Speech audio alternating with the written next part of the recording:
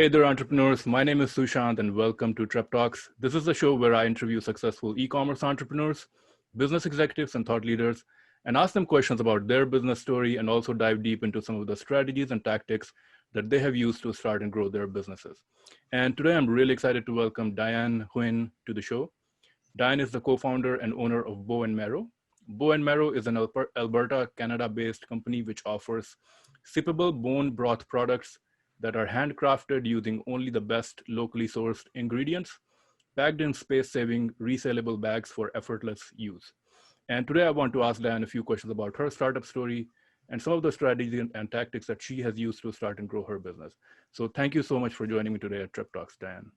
Hi, thank you so much for reaching out to me, and I'm very excited to be a part of your podcast. Yeah, and it's a really interesting business, and I'm really interested to know what was your startup story? How did you get the idea for this business, and how did you get started? Yeah, well, I can tell you that I had zero experience in the food manufacturing business, so I dived pretty much with zero knowledge into this business. So a lot of learning curves, a lot of mistakes in the beginning. I grew up drinking bone broth, so when I moved to Canada, about going on 7 years, I wanted to start a business. I was a dental hygienist by trade.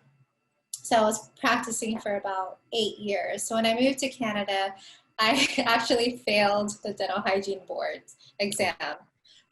Only because I studied from my books back home because I'm originally from the States. So then when I failed, I was just like, you know what? Forget it. I want to start my own business. I felt like there was an opportunity to introduce Canadians to bone broth. There wasn't a lot of competition out there at that time when I first started. So being that I grew up drinking bone broth and, I value the benefits, I wanted to share that with the Canadian market. So that's how we started. So I also have a business partner. So I came up with the idea, we formulated the recipe, and we started out at the farmer's market just to prove the concept and validate sales. And then on day one, we were super busy, and that's how it all started. So bone broth, and just because I'm a vegetarian and people who are like vegans and vegetarians, can you explain? Is this more like and is it considered like an ethnic product that Canadians did not know about? Like, is it like from your cultural background that it is coming from, and you wanted to spread the word in North America? Yes. Well, even Americans, right? Like we eat chicken noodle soup when we're feeling sick. I think every culture has their own soup, and they use it as remedies. So in my culture, we would drink a cup of bone broth with our meals to help aid with digestion. So, Okay. yeah. So you said that you started in the farmers market. So can you share a little bit about that process? So you said, okay, bone broth, it seems like an interesting idea. Let's, test out the idea. Let's see if anyone buys it. Did you at that point, did you just create it at home, and did you still package it, or how did you take it to the farmer's market? We did not produce it at home. We rented out a commercial kitchen. Okay. So we shared like a little space in a commissary kitchen. We would make it, package it ourselves, and then set up our booth at the farmer's market. And the first day it was like it sold off really quickly, and so you knew that we definitely have a product that we can build a business on. Yeah, the first day was well. It did well. I think it's because it was 4 years ago, and I think a lot of people didn't know what bone broth was. So we had a lot of interest, and as customers stopped by our booth, it was like that educational piece that got them interested in trying our products. And then that was also how we were able to gain customer repeats from that, just like by spending that time to educate our customers on the benefits of bone broth. then so it was every Saturday. So the second Saturday, we actually had like the news, global news and CTV News interviewed us because, again, bone broth was something that no one has ever heard of, like in Canada. So like it was just a new, unique business. So everybody was talking about it. And Edmonton is such a small city too. So it was easy for us to get the word out there. So you didn't even have to reach out to these news channels. They just, they just got the wind or they were just there and your product seemed like an interesting product to interview. Right. Okay. So yeah, can you tell us a little bit about your products right now? How many products do you have? Are you selling? What different kinds of bone broth are you selling? It's been 4 years since you started. So yeah, I'm interested in what products do you have right now? Yeah, right now we only have 7 SKUs. We had a lot more, but because the process of making bone broth is so long and tedious, that was the one thing that one of our values are to not cut corners, and we always want to push out a quality product, something that I would drink every single day. So with that being said, the process is about 24 to 36 hours.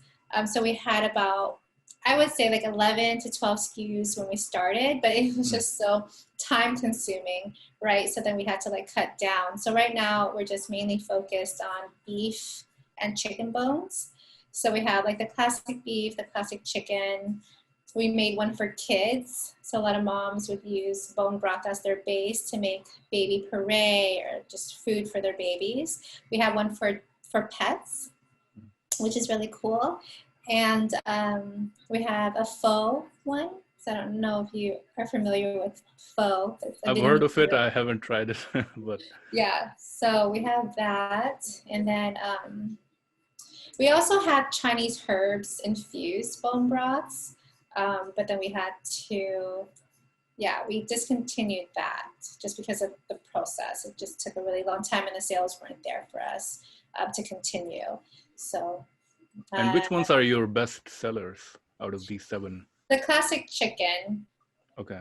Yeah, would be our best seller. We just recently launched 2 soups, so not bone broth, but we use the bone broth as the base. So we just launched a Thai coconut curry chicken soup, and then a golden cauliflower soup. So we add a little bit of turmeric into the cauliflower soup, so very, very healthy. And then we add collagen into it as well. So the idea of these bone broths is that it's really kind of soup kind of an idea. Does it have like any medicinal benefits? Does it have any health benefits? Or is it more like it's a filling, mealtime thing that you can just have and it's a good tasting thing? For the bone broth, is that what you're referring to? Yeah. Does it have any medicinal benefits? I'm sorry, your connection is... Okay. Medicinal benefits? Or health benefits? Health benefits, yeah, sure. The main benefit, I would say, is the collagen that we draw from the bones. There's about 7 to 8 amino acids as well, but I won't get into that. The main benefit would be the collagen, and that has a lot to do with like gut healing. So anybody who suffers from any, digestive issues, like say a leaky gut or Crohn's disease, any, bloating or anything that you can think of digestion, bone broth helps to heal the intestines pretty well. Also high protein level. So I know that you're a vegetarian or people who can't process red meat. They could drink the bone broth as your body's not having to work as hard to break down the meat. You're just simply drinking, So take me to the early days of, so you tested the idea at the farmer's market and you knew that there is a potential here. Now you wanted to start a business. Did you have to get some financing? Did you have to invest some of your own money? Could you share some of the first steps that you took to to actually get the business going? Yes, so my business partner and I both quit our day jobs and we used our savings. And whatever profit that we generated from the business would just go back. So we always had like a healthy cash flow. But again, if, with every business, as you grow, you need a cash injection, right? So we did get a small loan to build out a bigger facility, to purchase, equipment, to increase efficiency. So yeah, in the beginning, we bootstrapped everything. And then as we grew, we had to have like a little bit of cash injection, and we got a small business loan. And the business loan, was it like a Canadian thing, or did you get it from the bank? Did you have to write like a business plan to show that, this was a business that was generating cash flow, things like that? No, we actually raised Okay. money from family and friends. Okay, cool. I know you mentioned a little bit about the manufacturing. You have your own facility. Can you share a little bit about the manufacturing process right now? What is involved? Who does the manufacturing? How many people are there, and what does it take to build the bone broth from scratch? To make the bone broth from scratch, you mean? Yes. Wow. It's a very intense process. Again, because we don't want to, like I said, cut any corners and push out let me backtrack that. Let me think about that. Let me think. Okay, so building out the facility, to answer your question, it was hard. My business partner and his family they built it out from scratch. So we found an empty bay, and we had built everything from scratch, from like the pipings, like the water connection, the gas and electricity. It was a lot of work because we grew, right? We started in a shared kitchen space. We outgrew that within months, and then we had to move into a bigger facility. So the build out, I can't speak on it too much because I wasn't involved with that. But basically you had a certain idea of what the demand is going to be.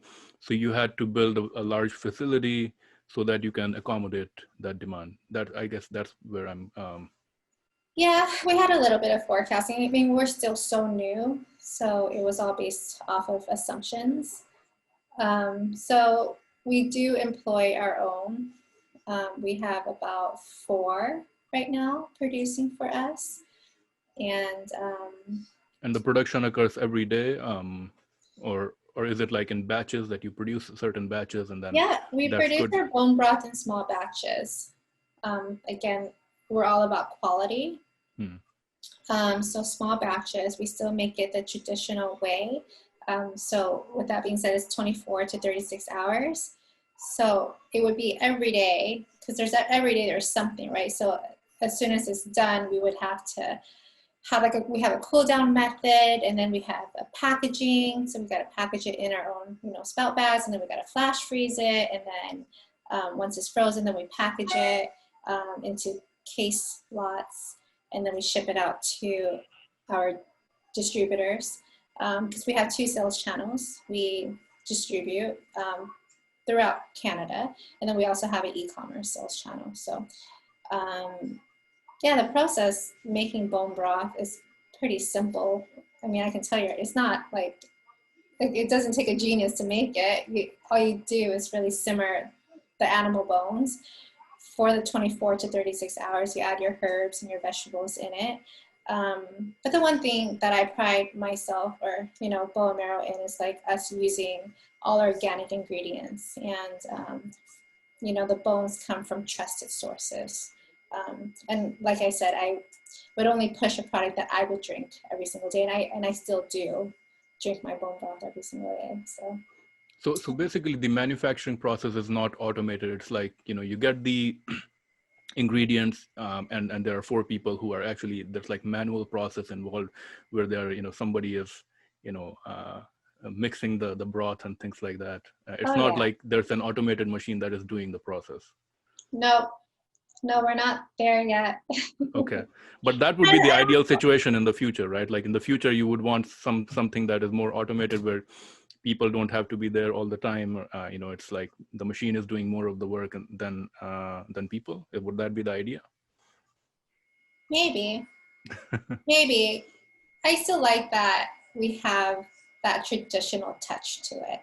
Okay. Because you can taste it and you can feel it in our product. So I would say maybe to that question. I don't know if I want to go full automation with that and mass produce bone broth, because again, our customers drink it for the healing benefits of it, right? So once you start to mass produce products, I guess it doesn't have that personal touch to it. I suppose then it's like it's just not just the personal touch, but then the qualities diminish, right? Because then now we have to like scale, and things get compromised when you get into mass production. So the food business, because it's I would assume it's kind of like, people are eating it and it's a health thing.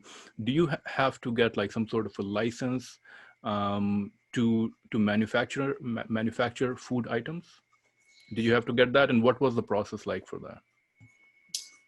Yes, you do have to get like your food handler's permit certification through the province that you're working in, also the city level. But because we distribute our products Canada-wide, we have to work with the CFIA, the Canadian Food Inspection Association. So we had to deal with them because it's more on a federal level. Okay. So yeah, having to, because we're also an animal-based product, so shipping from province to another requires a lot more certifications. And when you were starting the business, like I would assume without those certifications, you wouldn't be able to sell even in your province. So was there like a whole process? Like, was there a waiting time to get like that, or did you have to show certain documents that you're qualified to do this kind of manufacturing? Yeah, so the first 2 years, we didn't know that we had to deal with the CFIA, meaning like on the federal level. So we were only producing for our province, Alberta, so we weren't shipping outside of it. Once we decided that we were growing and we were getting demand from other provinces, there was no wait list. We just had to do a lot of like lab testing and, showing the percentage of meat product that we were. But no, to answer your question, there were no wait lists. It was a pretty seamless process. Okay. So to me, it seems like, because this was an interesting product and you got initial traction, and then you got some funding, and, you started producing the products. Did you actually have to work much on the marketing side or getting press or things like that to get the word out to generate demand? Or was it like pretty seamless for you that you didn't have to worry too much about marketing, and every place that you went, it was like, okay, either there was demand from the consumer side, or if you went to a store, they said, I will carry your products? I would say now I'm spending time and budget on marketing 4 years later. When we first started, we took the grassroots marketing approach. It was pretty, I wouldn't say like easy, but I did focus on building a community around my brands. I went out there and I did a lot of pop-ups and partnered up with a lot of fitness studios. A lot of word of mouth. We did a lot of influencer marketing in the beginning, and then the farmers market helped a lot, right? So Yeah, it was more like an organic growth in the beginning. Now, 4 years later, because we're Canada-wide, we just have to work a little bit harder when it comes to marketing. Also, there are more competition now versus when we started 4 years ago. But So I there are was, more companies now that are producing bone broth now. but in the Okay. beginning, I took that organic approach. I just like went out there and I gave my products away a lot. Okay. Just because I knew that they would like it so much and that it truly does work. So, back then until this day, I truly believe in word of mouth marketing. So, yeah, I still do Um, it today. Now, when we talk about like from a business perspective, what are some of your biggest costs? Is it the cost of the facility itself that is producing the bone broth, uh, or the ingredients? What are some of your biggest costs for running this kind of business? No, I think you said it. It's the facility. We have to be Okay. open pretty much. We have to be running all the time, right? Because we're allowing the bone broth to simmer overnight. So we always have to have employees there to So the watch. facility runs 24/7. Pretty much, yeah. Okay. Um, I mean, our products are seasonal. So in the summertime is our slow time, downtime. So we do get a little break. So I wouldn't say like 24/7, 365 days a year, Hmm. but for the most part, Canada's we have like 7 to 8 months of winter. Hmm. So yeah, for most of the year we're running 24/7. But I would So when say you the highest cost overhead is our facility because it's running and 24/7. And then we also have like our employees and like the insurance and it's just a higher liability because we own our own facility. So is this kind of a business that is more hands off? Like once now that you have built these processes, so you have the facility, you have people building it, you have the whole system of, shipping it out to the people that are selling it. So is it at this point now, is it more like a hands off kind of a thing for you? You're mostly just looking, spending maybe a few hours every week, just managing and overseeing everything, or are you spending more time now on marketing? What is your impression of your overall business right now? The first 2 years, I was working 12 to 14 hours a day, doing my own sales. So I would, go door to door and get my products into the grocery stores. And yeah, I was the only sales team. So it was a lot of hours involved. Now we have our own sales team. So we have an East Coast and West Coast, and we have two distributors for one in BC and one in Ontario. So I would say that things are running more efficiently. So for Boa Mera, I do only work a few hours a day, whether it's like customer relations or marketing. But yeah, I would say I don't work I wouldn't say as much, but my hours are decreased. So I guess that's like every business owner's dream, right? So you built your business and now you can relax and you have your own time to do your own things now. I wouldn't say relax, but just working more efficiently. Okay. Now you did mention that you're selling through two different channels, e-commerce and also retail. I'm very interested to know, and I'm going to ask you about e-commerce, but I'm very interested to know about the retail side of things. So initially you said that you were very involved in it. You were going out yourself, trying to get your product out in the retail market. So I want to know a little bit about that sales process, because you definitely have to be this salesperson kind of a mindset to go out there and put yourself out there and your product out there and ask people to carry it. Can you share some of that experience? Because I think that is a part that comes in every businesses, every new business, where you have to go out and do the sales. So can you share your experience and how you did it? Yes, I didn't really have a plan of action, to be honest with you. I didn't know what I was doing. truly, I just mustered up the courage to go into a grocery store that I felt that would be a good fit for our products. And I just asked for the buyer and if I could speak to him right then and there or her, and I would pitch my product. I didn't have a And were they generally forthcoming? Like you would go in there and you would say, can I talk to the buyer? And they would be like, would they come out, or they would say, no, they're not here. Come back again. Like, did you oh have any yeah, challenges? some of the smaller stores, the buyers were there. I was able to speak to them. The bigger like grocery stores like Whole Foods or like Loblaws, they would just laugh at me. They're like that you would have to go through corporate for that. But I didn't have a sales pitch or anything. I really just went in there and I talked about my products and why I believe it would sell in their grocery store, and the value of carrying our bone broths, because they didn't, again, like I said, when we first started, there wasn't a lot of competition. Maybe there was one or two. So like it was easy to get through the door because we're such a unique item at that time. I can't really tell you. I didn't have like any Did you like, strategy.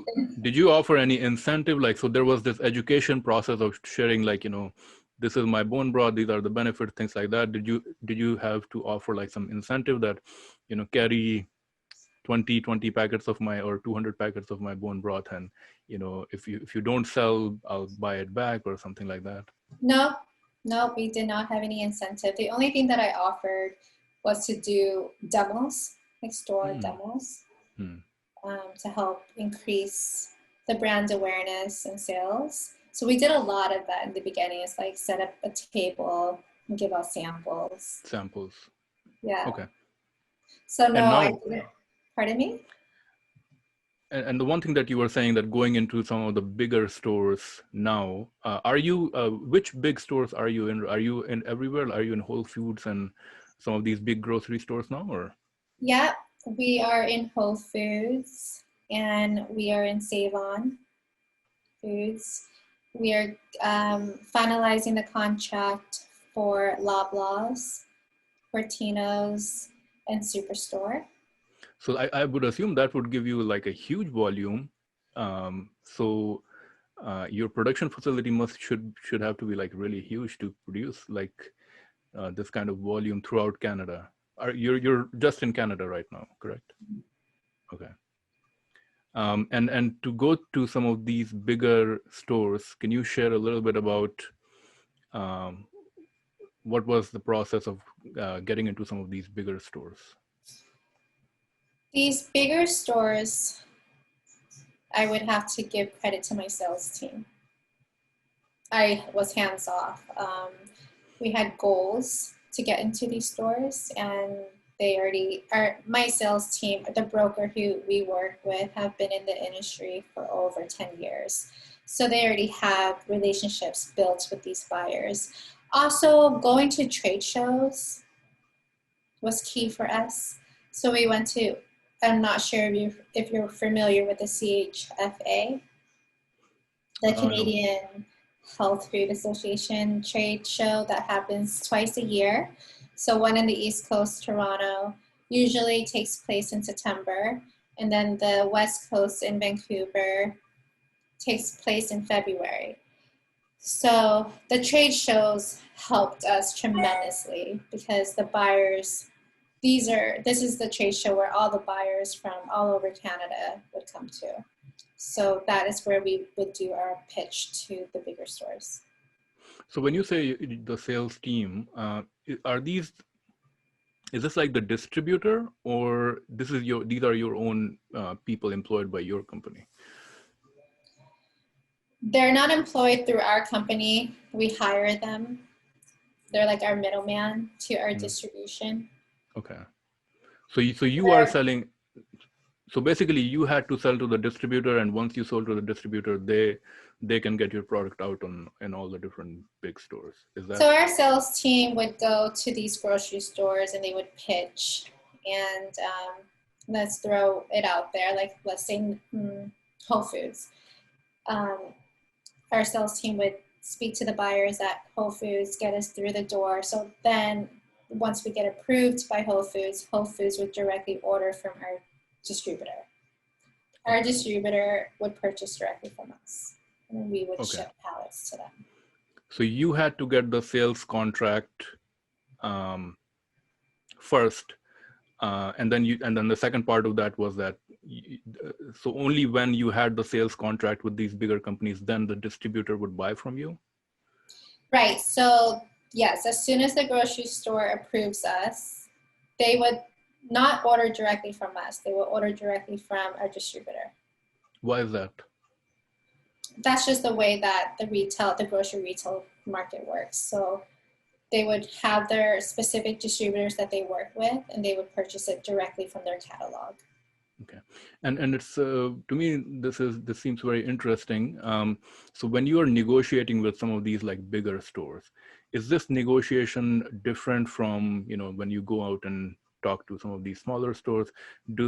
What kind of course these bigger stores are providing with you large volume, so I would assume that they would have a lot more power in terms of negotiation. So I'm very interested in knowing, what was that negotiation process like? Did you say, this is my price that I want to sell to you for this volume? And they were like, did they counter offer, or can you share a little bit about that negotiation process?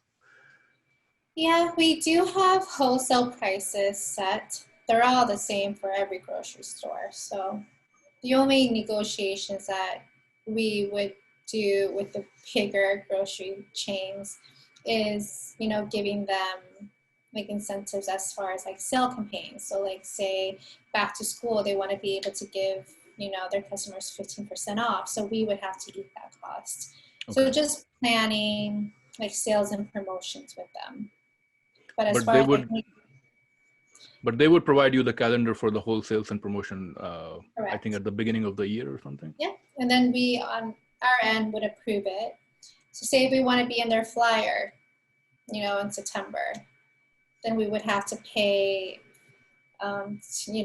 for us to have a spot on the front page, for example.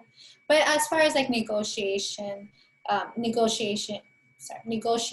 wholesale costs, we didn't do that, no. Okay. So one more question that comes to mind, just because, when I shop in grocery stores, these kind of questions always come to mind, is what happens when, let's say Whole Foods bought, 1 million units of your products, for example. And I would assume they put it in different retail stores where they see the different demand for this item. What happens at the end of the life of this product? They're not able to sell a certain number of units. Is it that they're going to bear the cost of the unsold items, or do you have certain things in your contract that say that you will have to take the item back, or you have to share some of that cost? No, there's no buyback on our end. The good thing about our products is that they're frozen and the shelf life is about a year. Okay.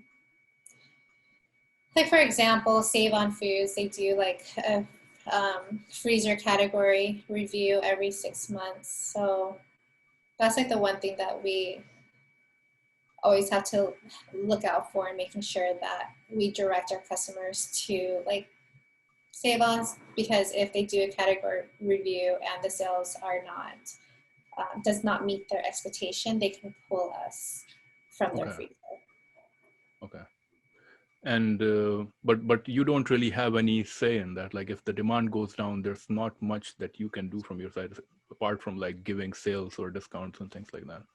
Right. So it's really important to make sure that you place your products in, Save On. I'm just throwing it out there because it's one of the biggest grocery store in the right demographics, right? So making sure that, we don't pay for shelf space in an area where, none of our target audience is located, because then that would not translate into sales. So you also have to strategically pick the locations where you do feel that, your target audience is located. And you have the say in picking those locations, or you can Yes only and no. suggest? Yes and no, we suggest. Okay, okay. Now your e-commerce channel, given that retail probably has, is probably most of your sales, is e-commerce channel like what kind of, is it more like a public front for people to see, like for your brand, or do you actually sell a lot of products through your e-commerce channel also? Yeah, that channel only encompasses like 30% of our sales. It's mainly through distribution. I wanted an e-commerce as a platform just to increase brand awareness and to offer convenience for people. But this year we are trying to increase our e-commerce presence for sure. But in the beginning, we didn't want to go that route because of like the shipping logistics, right? Because our products are perishable. And then shipping costs is insane in Canada.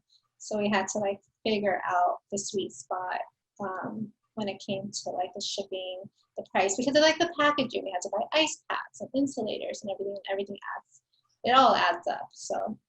And you do the fulfillment yourself, or are you using like a third party logistics? We use it ourselves. Oh, really? Okay. Yeah. So that's in the beginning, we didn't push e-commerce for that reason. But right now, the team and I are trying to figure out a more efficient and cost-effective strategy. Now, you did mention about marketing that now you're focusing more of your time on the marketing activities, and previously you also mentioned you did like some influencer marketing and things like that. So I'm very curious to know at this point that you're already in retail and the retail does part of the marketing for you, I guess. How are you getting the word out on your side? What efforts are you doing from the marketing side to get the word out?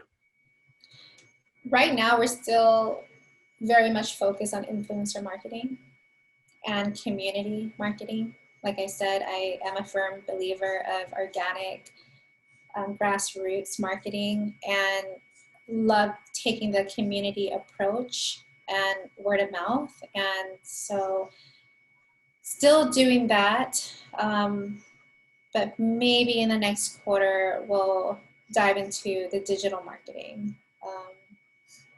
once we figure out the shipping logistics. Then we'll spend a little bit more of our budget on whether it's Google ads or Instagram, Facebook ads. So when you say influencer marketing, is it like online influencer, or are these people in the community who would be considered influencers in the community and they're trying to spread the word? Yeah, community. So there would be like health fitness people. Who are these people, and how do you pitch to them? Like mom bloggers, health and wellness, anyone, fitness as well. Yeah, they're not paid though. Oh, really? So, yeah, I have a pretty good foot in the community in Edmonton anyways. So Okay. I'm sure as soon as we want to scale in BC and Toronto, that might be a different story. But I always had community in mind from day one. So since we started Bow and Marrow, that was like always my motivation, and was able to build a community following from day one. So I do feel like we have a loyal customer base in Edmonton. So yeah, if I ask a mom blogger, for example, hey, can you share this on your stories or your Instagram? Can you cook with it? I get an immediate yes, just because I had implemented that community approach from day one. Okay. What does your team look like right now? I know you mentioned there's 4 people who are doing the manufacturing side. You mentioned your salespeople. What does your team look like right now apart from that? Yeah, we have about 4 sales people in West Coast. And we have about around the same amount of number, 3 to 4 in the East Coast. Then I have me, which I do like a lot of the marketing. I still handle customer service I like to call and message and email my customers myself. My business partner takes care of like the operations, and we have an in-house accountant, in-house creative director, copywriter, in-house everything, in-house marketing. So I have my own copywriter, graphic artist. So your marketing team, how many people are in there? Say about 4. 4. Okay. And your social media posts and things like that, there's all of that, like photography and copy, everything is done in-house. Mm-hmm. Okay. And do you, so right now you're in Canada, do you have plans to like go to a much bigger market in the US in the future? I'm sure that must be in the plans. Yes. So when I moved to Canada, I didn't realize it until a couple of years ago that Canada is very small. It's a big country spread Yeah. out, but the population is just not comparable to where I'm from, the States. Yeah. In order to scale, that is, top of mind right now. We would like to infiltrate the States slowly and bring it down south. And given that I'm from here, that would be a dream of mine. So yeah, that is in the plan of moving bow and arrow down to the States. But I'm sure that in the States there's already bone broth products and there's already competitors. So I think it may be a little bit more challenging for you. Do you think? Or 100%. Yeah. Yeah. It is more of a saturated market for sure. There's always going to be competition. I think that it all, again, comes down to your values and your differentiators and community. So that would be, go ahead.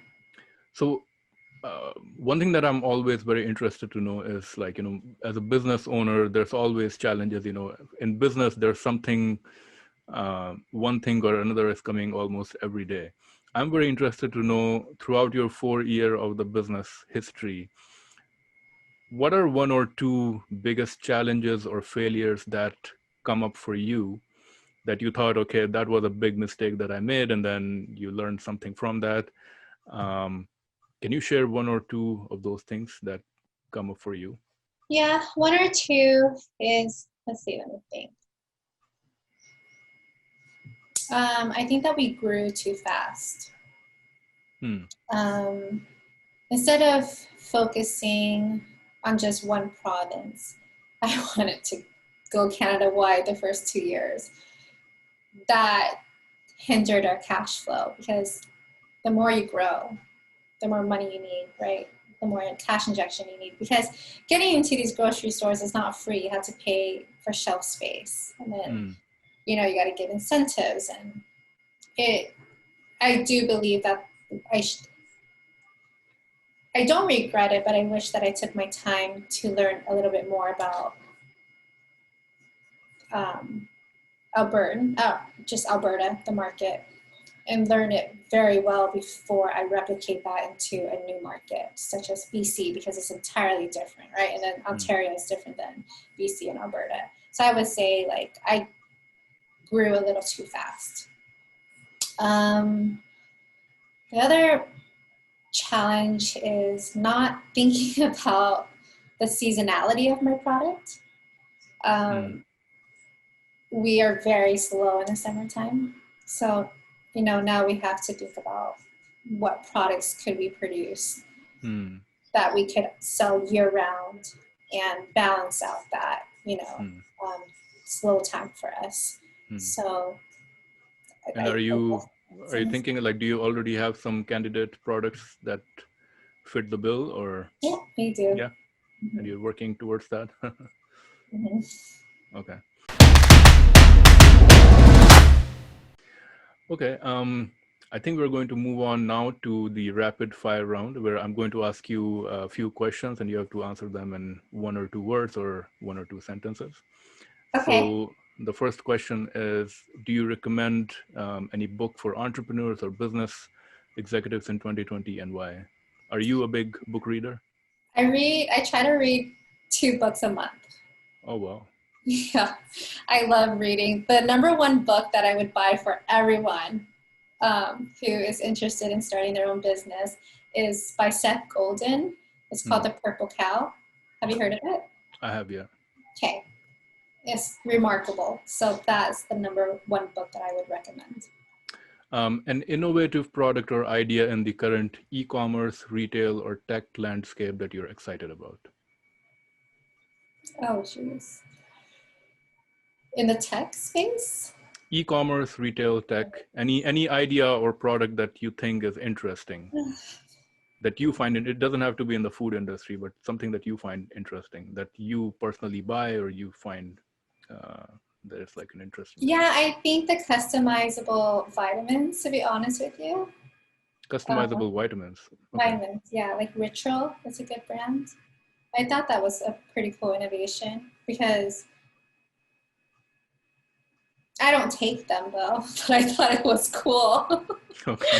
I Because mean, you're nothing, able to like, you're able nothing to wrong pick. with that if it's somebody takes.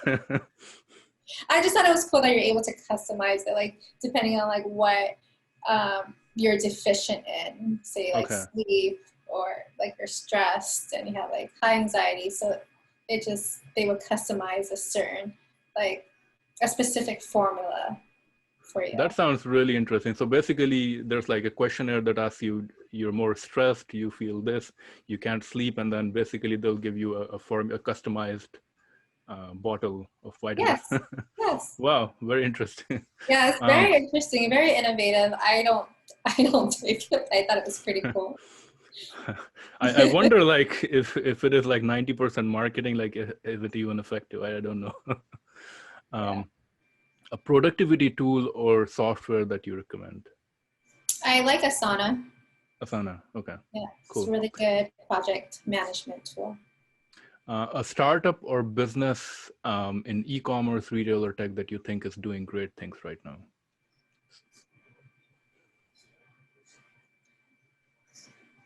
It's doing great right now. I think anything in the health and wellness industry, to be honest with you, just because of COVID too. Mm. So I do believe that health is top of mind. Mm. By the way, did COVID have any impact on your business? Did it increase sales, Positive, decrease? positive Positive. impact. Okay. Okay. Cool. A peer entrepreneur or business person who inspires you? Sarah Blakely. Sarah Blakely. Okay. Cool. And finally, the best business advice that you have ever received or that you would give to other entrepreneurs? Make all the mistakes. That's the only way you'll learn. Perfect. Thank you so much, Dan. Those were all the questions that I had. It was a really interesting topic for me because I didn't know anything about any food industry products. So it was a really cool experience for me to learn about this. So thank you so much for sharing your startup story and sharing all the strategies and tactics that you have used to start and grow your business. Now is your chance if you want to share any products, your website, how people can get in touch with you, please go ahead. Yeah, no, I want to thank you for this opportunity, and it was really fun chatting with you. You had amazing questions. I hope that I answered them and correctly, anyways. And yeah, we recently just launched in Ontario. I know that's where you're based off of, so you can find us. There's a store listing on our website, but we're excited to have entered the East Coast recently. So, like Whole Foods. Fortinos would be like the grocery stores that you can find us in. Website or Instagram handle is Bow and Marrow, and website is bowandmarrow.com. And yeah, I actually respond to direct messages on Instagram myself. So if anyone have any questions, feel free to reach out. Perfect. Thank you so much, Diane, again for coming on Trep Talks and sharing your story. Really appreciate it. Thank you. Have a good day. You too. Bye.